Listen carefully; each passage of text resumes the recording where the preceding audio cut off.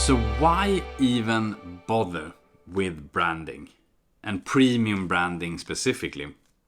Like, why should you invest the time in this course out of your very busy agenda, I know, to learn this and to start elevating the image of your brand and start building your brand? Like, why should you do that? We touched on some already in the intro video that we just saw. So let's just quickly recap those, and I also wanted to cover a few more benefits so that you're clear on really like why we're doing this.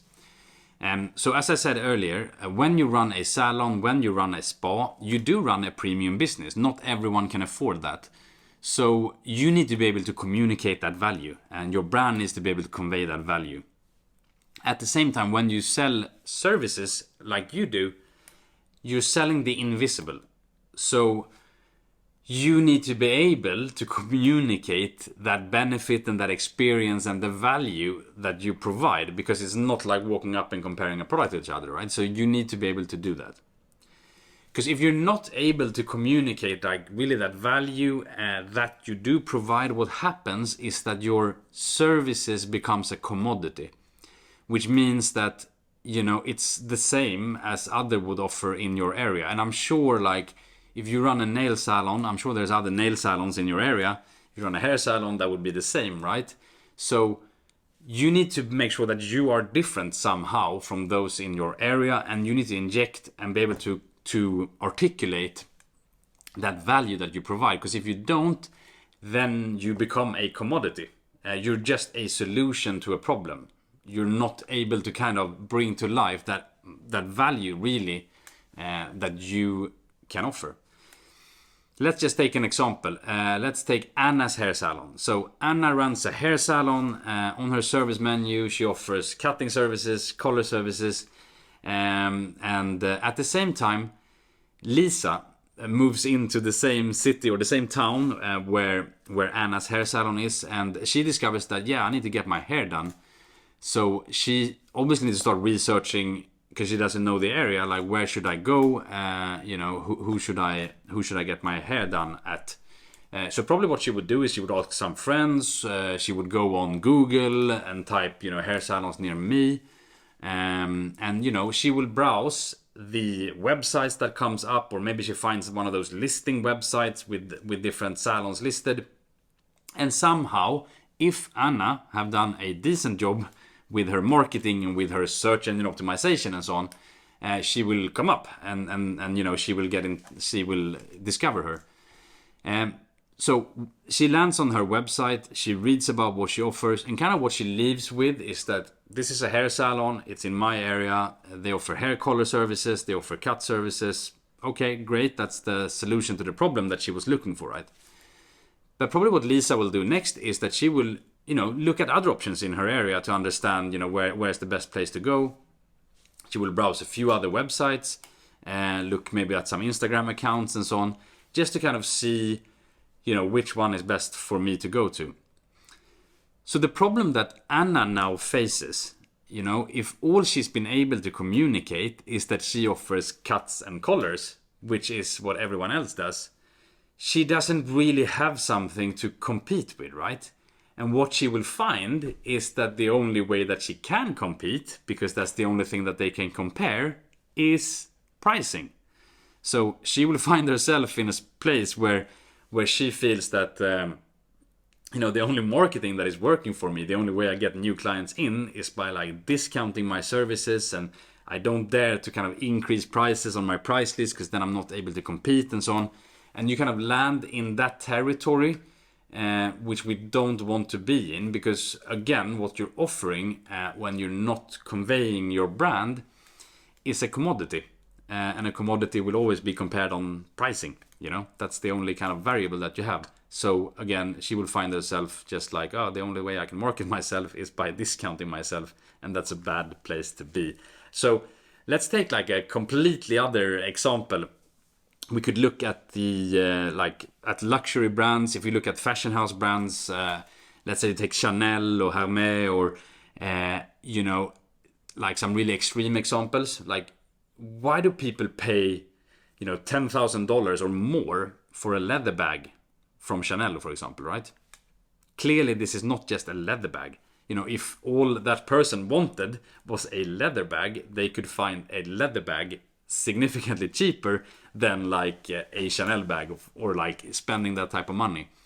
So clearly there's something there, right? I'm sure you agree with that what they're buying into is not just something to carry their phone, but they're buying into an identity, they're buying into the experience, they're buying into the beliefs in that brand. That there's more things there that creates that value, which allow brands like Chanel or like Hermès or any like of these luxury brands to charge what they charge, right?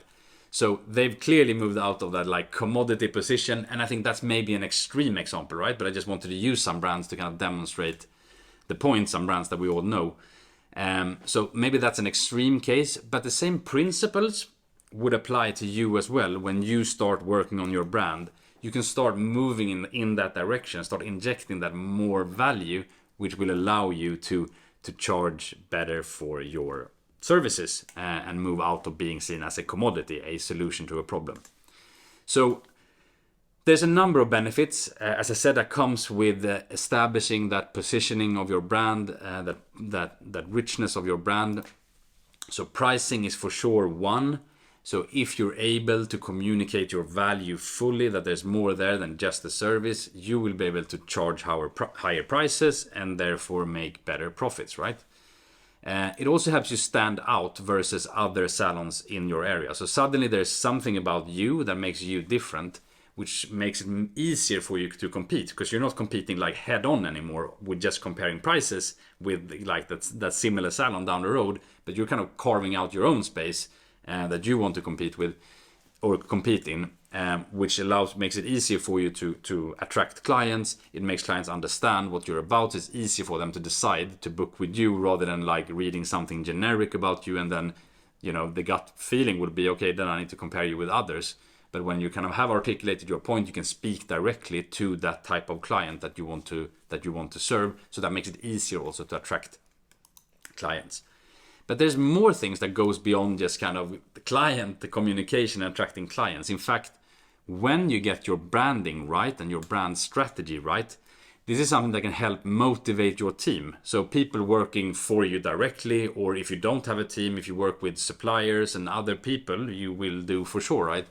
If you have a brand, a thought through brand strategy, people around you will understand that they're working for something bigger than just a hair salon, or they're not just working for their next payslip, but they're working for something bigger, a bigger purpose. And that is something that we will discover as we go into building the brand for you. So that is something that really can help motivate people working for you already. It can help you when you want to attract talent to start working in your salon or spa as well, that you have a brand and you stand for something that is bigger than just delivering a payslip every month, right? Point number 4, if you get your branding right, it also helps boost your word of mouth marketing. There's a lot of tactics is what I want to say today, like for how you can market yourself effectively using like digital marketing and so on.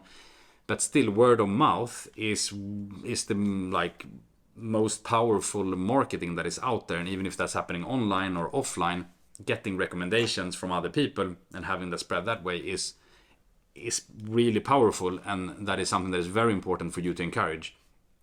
And when you get your branding right, there is something to be said about you, because there's something that is unique about you than someone else, and that sparks discussions, and that makes people want to talk about you because there's something about you that is to be said. If you're just a hair salon, to take that example, there's not much to be said. Everybody knows what that is. But if there's a story there, if there's something that you're doing that is different from others, if you have a brand, then that can help also boost your word of mouth, your PR basically, so that you also reach and get better visibility, and you can cut through that clutter of other like generic marketing that is out there. So that's a 4th benefit as well when you build your brand. Now, if you're really successful with your brand, this opens up many big opportunities for you in the long term. So when you have a strong brand, and when you've built a strong brand, that will give you new ways that you can scale your business. Let's say one day you wanted to introduce your own product line.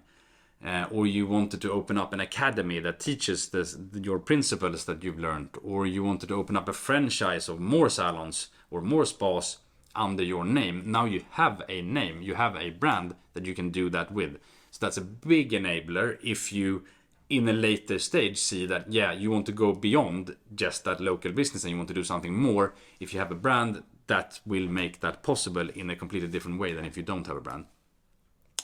And finally, what I should say as well is that having a brand or a brand has direct monetary value. So you can sell a brand. Okay, so if you one day decide to exit or you decide to do something else, if you built a name, you built a strong brand, that in itself is worth money and that can actually be sold. Okay, so there's all these like strategic reasons for why this is important and how that can help you like attract clients and grow your business where you are.